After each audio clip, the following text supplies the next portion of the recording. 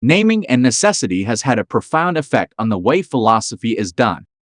The skeptic says that we can know nothing for sure, but he says it with such great conviction that I'm reminded of the story of the man who rang the bell at 4 a.m. to tell the owner of the house that he was not interested in buying the house. We are not afraid of what we cannot say.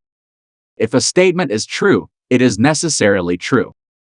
The only thing that matters in philosophy is what you can argue for. I don't believe in the existence of physical objects. I have a lot of sympathy for the idea that language is a social object, that it's not something that we invent in our own heads, but rather it's something that we have to learn from others. I don't think there's a fact of the matter about what meaning is. I don't believe that there's any such thing as the meaning of a word, except insofar as it's a convention that's been established by a community of speakers. I think a lot of philosophy is like trying to build a house without any tools. I think the most important thing in philosophy is to be clear. I think that the fundamental problems of philosophy are very simple, but the solutions are very difficult. I think that there is a lot of confusion in philosophy because people use words in different ways. I think that the best way to do philosophy is to look at actual examples and try to understand how we use language in those examples.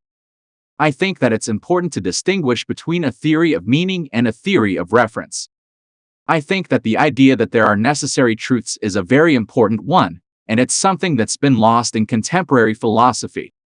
I think that the best way to approach philosophy is to try to understand what the issues are, and then to try to formulate the most plausible theory that we can.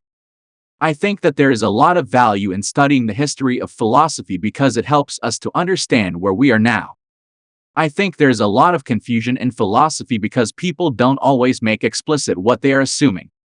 I think that the most important thing in philosophy is to be humble, to recognize that we don't know everything, and to be willing to learn from others.